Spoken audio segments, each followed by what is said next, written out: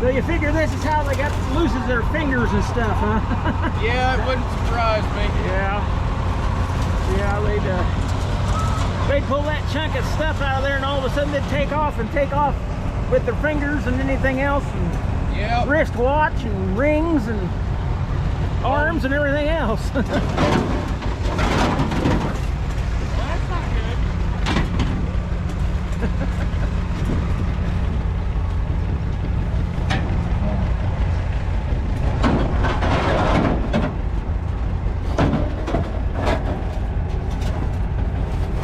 Got you a custom shield there on top of that, huh? Yeah, it was like that whenever I got a hold of this. Yeah. Well, you know, farmers are a thrifty lot. Yes, they are.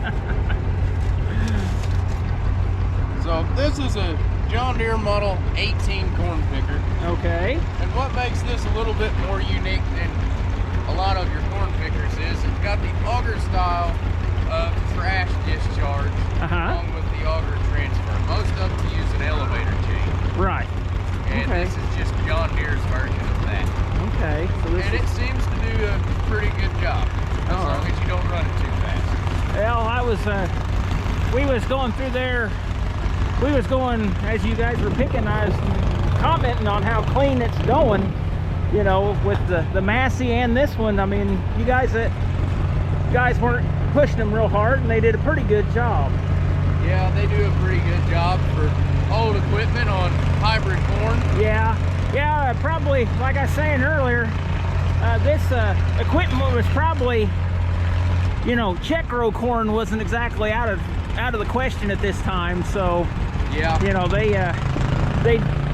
you know, this is way more population than these things were made for. Oh yeah. But it seems to be doing just fine. Yeah, that's the hardest part is getting the old equipment to keep up with the modern day crop. Oh yeah. Back whenever this was new, there was only one ear of corn per stalk. Now you've got two. And all of that. So it's a little bit more for the machine to try and process in the same amount of time. Yeah. Well, time marches on and all that, right? Yep.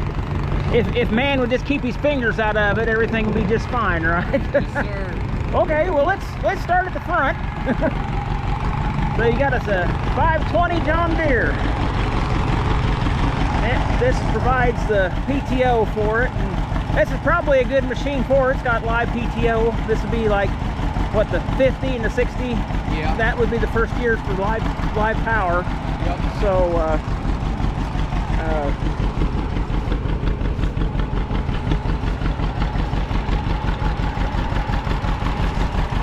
it was back there talking whenever I was trying to take a picture of that Oliver going up through there, smoking up the place. Yeah, it makes a little bit of noise, but that's all right. I like it. I like the sound of an old two-cylinder. Oh, I got one or two myself I like to play with, but all right. So let's look at the corn picker here. So you got this one here, you know, has the gathering chains that run up there, and then this is the snapping roll. So the stalk enters here between these two rolls, and it comes in there, and basically the stalk stays in the ground, and it pops the ear off. Yep. And then it puts it in this, and this is what we're talking about. We're talking about the auger. The pre-clean transfer auger. Okay. It takes it over to the husking bed. All right, so it uses an auger to lift it, like say most of the other ones before this time frame. They used basically a rubber mat or a metal mat, you know, an elevator chains or whatever, of that nature. you know, and they would pull it up into the husking bed usually, which is, it lifts it up high and then drops it down onto it. So this here is the mechanism here. You see all the gears. But those gears are connected to the husking bed. And we'll go over here on the other side of the machine and take it. All right, so now we're over here at the husking bed. So are these like rubber? Is that what? They used to be. They're more like a hard plastic now, but they used to be rubber. Yeah. And they're still semi-rubbery. But you can see where they like cut it out like rubber washers and then stacked them up on like a shaft here. You can almost, yeah, you can see like it's like looks like a bunch of old tires stacked up there, conveyor belts or whatever. And so one goes one direction and one goes the other direction because you know the gear teeth. Yep.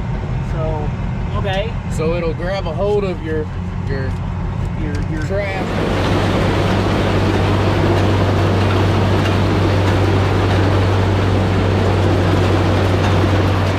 Pull it on down in between there. So that way, say like these serrations on here were, you know, like tread on your tire, you know, was a little bit taller and a little more pliable, it'd probably do an even better job than it does now. But it don't do too bad from what I can see.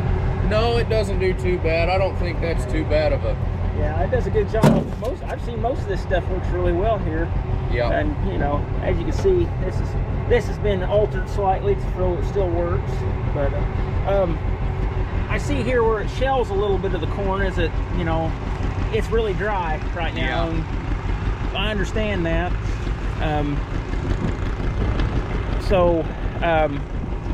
Is there a lot of adjustments on this machine as far as to get it to still work good and everything like that? The main adjustment on this machine as far as getting the ears off the stalks is in the snapping rolls. Okay. Everything else, it does what it does, and or your belt tensions. Okay, all right. Because we were talking to a buddy of mine, we're looking at some different ones for us to get, and we've seen a McCormick, and it snaps the ends off the end of the cob. When it pulls it off, it'll breaks the end of the cob, the ear off. And we was trying to figure out what would possibly be the reason why it would do that. And we're kind of thinking that it's in the you know, where it gets the snapping rolls. I think they're too close together or something, or they don't have any flutes on them anymore, and the actual cylinder is smashing them flat. Yeah. Okay. So all right. So basically, from this point, it goes up the bed and into the wagon.